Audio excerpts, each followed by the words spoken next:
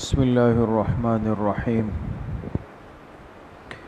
مسائل کی مجلس میں بات چل رہی ہے ان امور سے متعلق جو ایک مسلمان کی روزمرہ کی زندگی سے جڑے ہوئے ہیں۔ مختلف چیزیں ہمارے سامنے آئیں۔ آج کی مجلس میں ان مسائل کا، ان آداب کا بیان ہے جس کا تعلق ہماری بول چال سے ہے، زبان کے استعمال سے۔ چونکہ حالت بیداری میں سب سے زیادہ انسان جس عضو کا استعمال کرتا ہے وہ ہماری زبان ہے، اور چونکہ زبان سے نکلا ہوا ہر کلمہ اللہ پاک کے ہاں محفوظ ہو رہا ہے، فرشتے اس کو باقاعدہ نوٹ کر رہے ہیں، اور اس کا کہا ہوا اچھا جملہ ہمارے لیے نجات بن سکتا ہے، اس سے نکلا ہوا نامناسب، غلط اور بیکار کلمہ ہماری پکڑ کا باعث بن سکتا ہے۔ اس لیے حدیث پاک میں جناب نبی کریم صلی اللہ علیہ وسلم نے بہت زیادہ تاکید فرمائی، وصیت فرمائی صحابہ کو کہ بھئی اپنے جسم کے اس حصے کو، اس عضو کو کنٹرول کر لو۔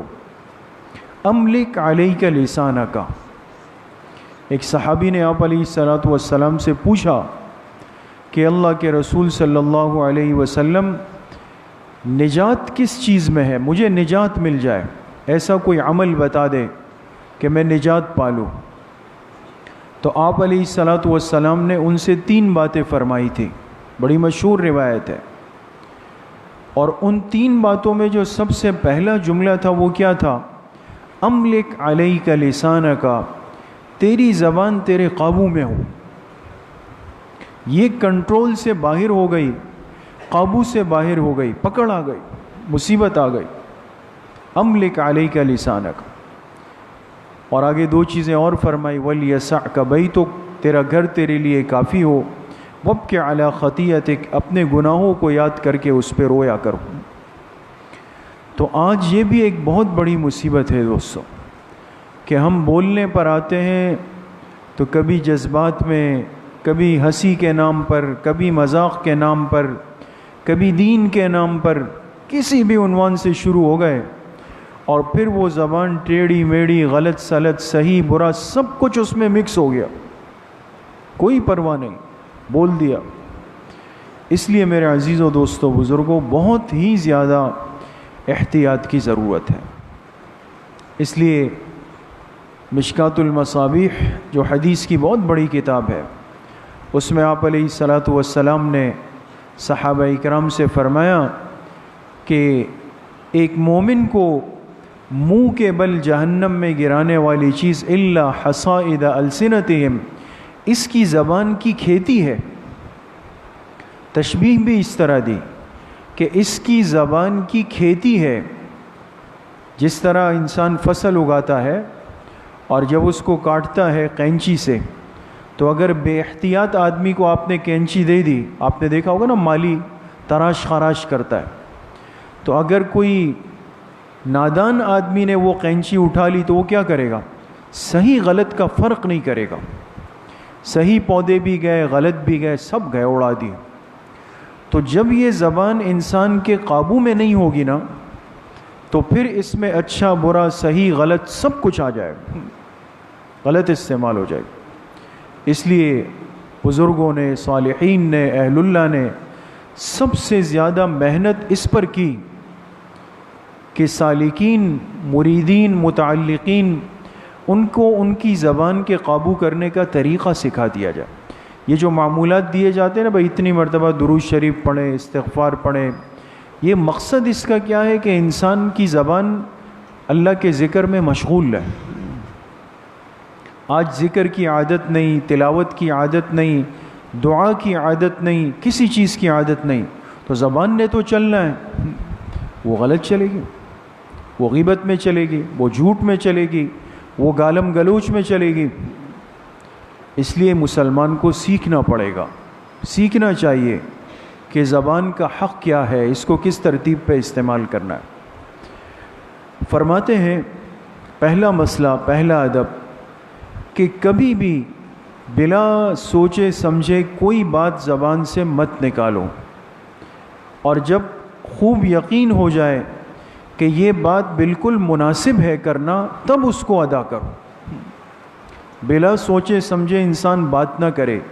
اس لیے ہمارے ہاں اردو والے حضرات کہتے ہیں پہلے تولو پھر بولو، تولو پھر بولو۔ کیا مطلب اس کا؟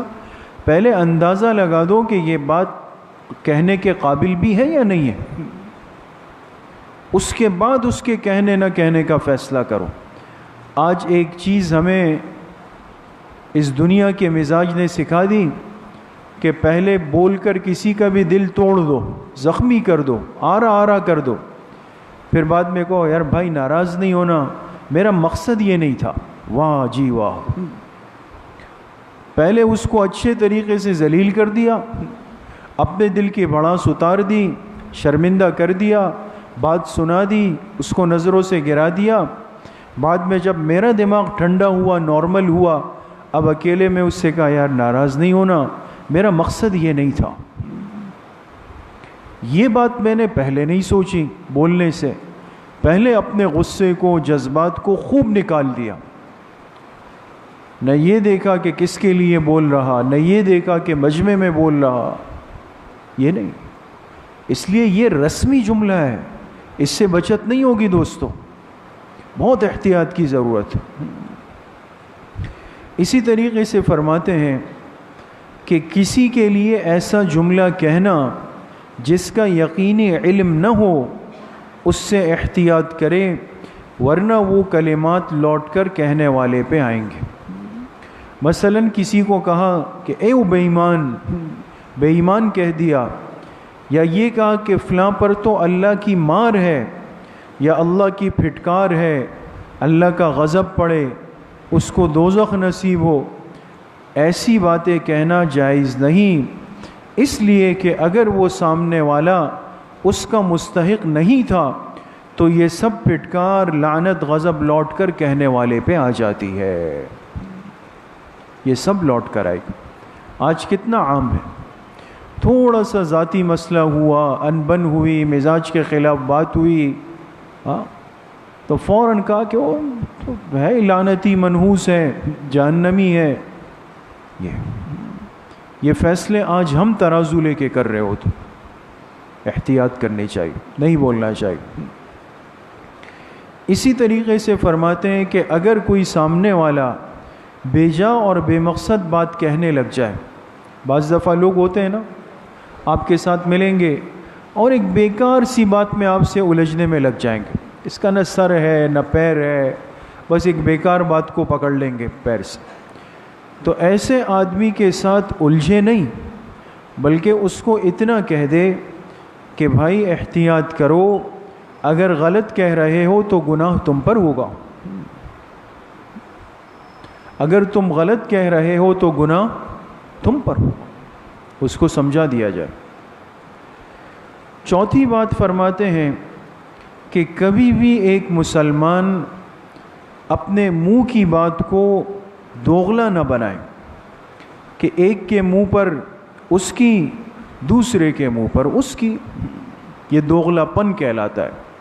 اور حدیث پاک میں اس کو آپ علیہ الصلاۃ والسلام نے سخت ناپسند فرمایا، اور فرمایا کہ جو آدمی دوغلا ہو، دو قسم کی باتیں کرتا ہو، یہ ایسا ہے جیسے جھوٹ کے دو کپڑے پہننے والا، جھوٹ کے کلابسی ثوبی زورن، جیسے جھوٹ کے دو کپڑے پہننے والا وہ جھوٹ بول رہا ہوتا ہے۔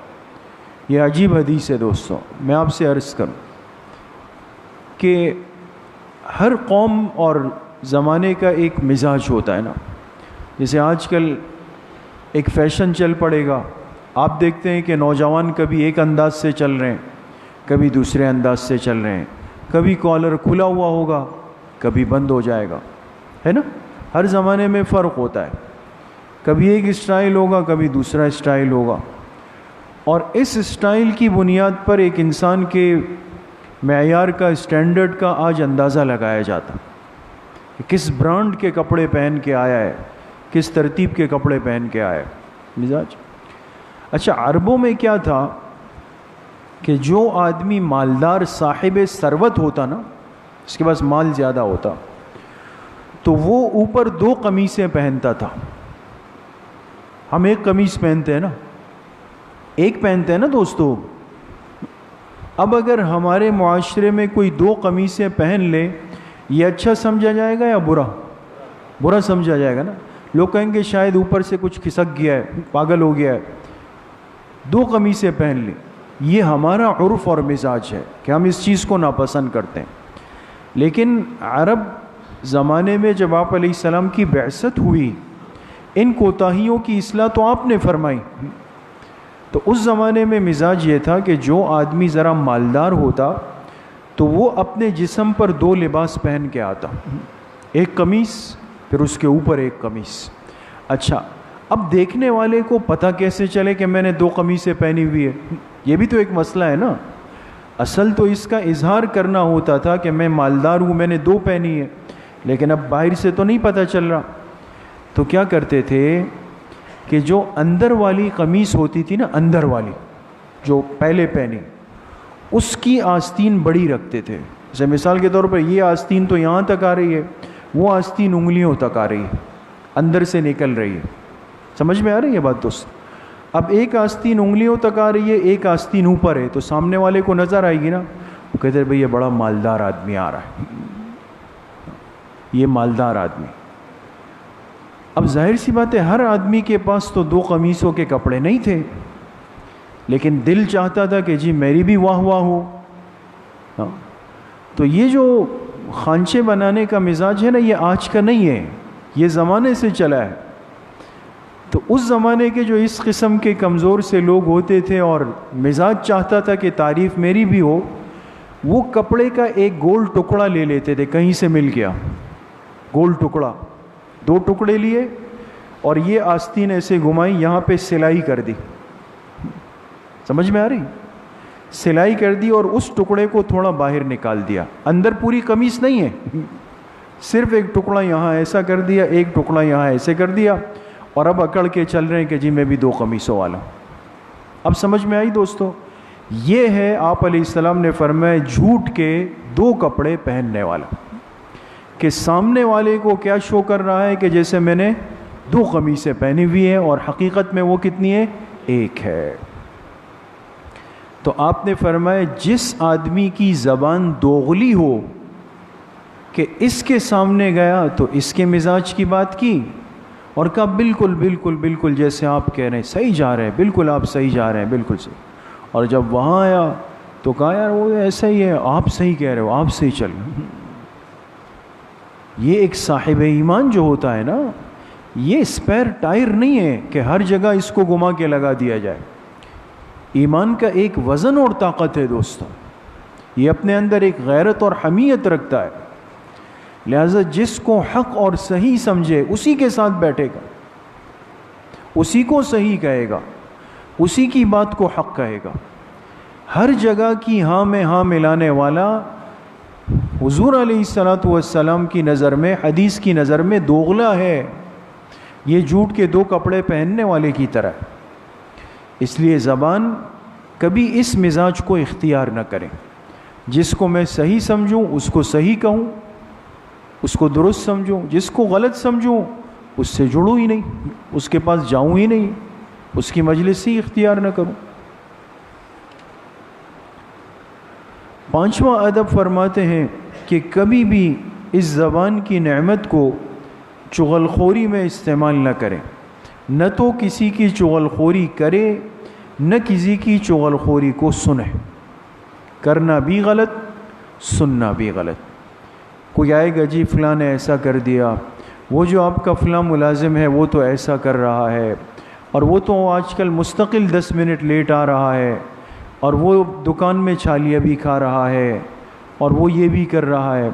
بعض ایسے خدائی خدمتگار سے بن جاتے ہیں دوست، یعنی بات اتنی کوئی وزندار نہیں ہوتی، ایک تو یہ کہ واقعتاً کوئی غلط ہو رہا ہے، آپ کا نقصان ہو رہا ہے، ادارے کا نقصان ہو رہا ہے، کاروبار کا نقصان ہو رہا ہے، وہ الگ چیز ہے، اس کی بات نہیں ہو رہی۔ چغلخوری وہ ہوتی ہے جو ایک بے جان سی بات کو لے کر کے آپ تک پہنچا دی تاکہ آپ کا ذہن، آپ کا دماغ، آپ کا مزاج اپنے ساتھی سے بدظن کر دے کہ جی وہ ایسا کر رہا ہے۔ یہ جو بچے کرتے ہیں نا، ہمارے یہاں بچوں کا مزاج ہوتا ہے، اب آپس میں ایک بسکٹ پر الجھ جائیں گے، ٹافی پہ الجھ جائیں گے، سیدھا آ کے استاذ کو شکایت کرتے ہیں کہ جی اس نے میری ٹافی چھین لی، وہ یہ کرتا ہے، وہ یہ کرتا ہے۔ اب اس کی ایک ٹافی چھیننے پر وہ اس کے باقی جرائم بتا رہا ہوتا ہے۔ اب ظاہر سی بات ہے کہ ہم تو سمجھ رہے ہوتے ہیں کہ مسئلہ صرف اس کی 5 روپے کی ٹافی کا ہے، لیکن یہ ہمیں غصہ دلا رہا ہے تاکہ ہم اس کی خوب ٹکائی کر لیں۔ سمجھ میں آ گئی بات؟ تو یہ ایک بچوں والا مزاج ہے، بعض دفعہ انسان میں اور مستورات میں خاص طور پہ ہوتا ہے۔ یہ خدائی خدمتگار بن کے یہاں اس کے کان بھرے، وہاں اس کے کان بھرے، یہ منع ہے۔ ان چیزوں کی حوصلہ شکنی ہو، حوصلہ افزائی نہ ہو۔ اسی طریقے سے فرماتے ہیں کہ کبھی بھی اس زبان کی نعمت کو جھوٹ بولنے میں ہرگز استعمال نہ کیا جائے۔ جھوٹ بول دیا، جھوٹی بات کہہ دی، کسی بھی ضرورت کو پورا کرنے کے لیے، دنیا حاصل کرنے کے لیے انسان جھوٹ بول دیتا ہے۔ آج تو بہت زیادہ عام ہے یہ مرض، جھوٹ کو ہم جھوٹ سمجھتے نہیں ہیں، بول لیتے ہیں، بعد میں کہتے ہیں کہ جی وہ تو میں مذاق کر رہا تھا۔ جھوٹ کو کیا بولتے ہیں؟ مذاق کر رہا تھا۔ اب تو باقاعدہ ذرا دنیا ماڈرنائز ہو گئی نا، اب کہتے ہیں جی ہم پرینک کر رہے ہیں۔ اب کتنی یہ چیز عام ہو گئی نا، پرینک کر رہے ہیں۔ اب کسی جا کے بیچارے کو پکڑیں گے، اس کو کوئی نہ کوئی کہانی بنائیں گے، کچھ نہ کچھ کر لیں گے، اور اتنا اس کو پریشان کریں گے 10-15 منٹ کہ وہ بیچارہ پریشان ہو کے قابو سے باہر، کبھی گالیاں دے گا، کبھی مارنے لگے، پھر اس کو کہیں گے نہیں یہ ہم تو مذاق کر رہے ہیں، یہ تو ہمارا مذاق ہے، یہ پرینک ہو رہا ہے یہاں پہ۔ اب پرینک کو، اس چیز کو باقاعدہ ایک فن کی شکل دے دی گئی۔ مقصد یہ ہے کہ ایک مسلمان جھوٹ پہ جھوٹ بول کر دوسرے مسلمان بھائی کو پریشان کرتا ہے، اور پھر 10-15 منٹ جا کے اپنی حقیقت اس پہ واضح کرتا ہے۔ یقین کرے مسئلہ یہی ہے، علماء سے پوچھ لیں کہ یہ عمل جھوٹ کے گناہ کبیرہ کے اندر شامل ہے، یہ گناہ کبیرہ ہے۔ یہ تو باطل ہمیں الفاظ دے دیتا ہے، انگلش کا ایک ورڈ دے دیا کہ جی اس کو پرینک کہتے ہیں۔ جس کو اس شریعت اور دین نے جھوٹ کہا، باطل نے پرینک کہہ کر ہمیں پکڑا دیا۔ ہم کہتے ہیں یہ تو بس ایک ذرا دماغ کو فریش کرنا ہے، لوگوں کو ہنسانا ہے اور لوگوں کو خوش کرنا ہے، وقت گزاری ہے۔ یہ مسلمان اتنا فارغ ہو گیا کہ اگر باقی اس سے کہا جائے کہ جی آپ تھوڑا سا وقت مسجد کو دیں، اعمال کو دیں، جماعت کو دیں، دین سیکھنے کو دیں، قرآن، جی ہم کیا کریں، جی صبح جاتے ہیں رات کو آتے، پھر وقت نہیں، پھر فراغت نہیں ہے دوستو۔ لیکن اس جیسی الٹی سیدھی چیزوں کے لیے بہت وقت پڑا ہو، وقت کا ڈھیر ہمارے پاس۔ اس لیے آج اپنے مزاج کی اصلاح کی بہت بڑی ضرورت ہے۔ جو چیز امت کو اجتماعی طور پہ نقصان دے رہی ہے اس سے اجتناب ضروری ہے، اور میں بھی بیٹھ کر، ہمارے بچے بھی بیٹھ کر ان چیزوں کو ایک ساتھ دیکھ رہے ہیں۔ آپ کا کیا خیال ہے؟ آپ کے ان بچوں کی تربیت وہ دیکھ کر اسی جھوٹ کی ہو رہی ہے؟ یہ بچے یہی سمجھیں گے کہ کسی دوسرے مسلمان کو یا ساتھی کو 10-15 منٹ کے لیے ستانا، تکلیف دینا، جھوٹ بولنا کوئی غلط نہیں ہے۔ یہ ذہنی تربیت ہو رہی ہے دوستو، ذہنی تربیت ہو رہی ہے، یہ ریفریشمنٹ نہیں ہے، دماغ کو فریش کرنا نہیں ہے، دماغ کو خراب کرنا ہے۔ بہت سارے گناہ اس عنوان سے امت کے اندر داخل ہو رہے ہیں آج۔ اس لیے ان چیزوں پر کبھی بھی خوش نہ ہو کہ یہ اچھا ہو رہا ہے، یہ بہت غلط ہو رہا ہے۔ جھوٹ کے نام پہ جو ہے وہ گناہ اندر زندگیوں کے اندر شامل ہو جاتا ہے۔ تو بہرحال یہ زبان اللہ پاک کی بہت بڑی نعمت، بہت عظیم نعمت ہے، اور اس نعمت کا شکر یہ ہے کہ یہ اللہ پاک کی کسی نافرمانی میں، کسی گناہ میں، کسی مسلمان کو دکھ دینے میں، تکلیف دینے میں، اذیت دینے میں استعمال نہ ہو جائے۔ اس سے اجتناب بہت ضروری۔ اور بھی کچھ باتیں ہیں انشاءاللہ وہ آئندہ مجلس میں، اللہ پاک صحیح عمل کی توفیق نصیب فرمائے۔ الحمدللہ رب العالمین والصلاة والسلام علی سید الانبیاء والمرسلین۔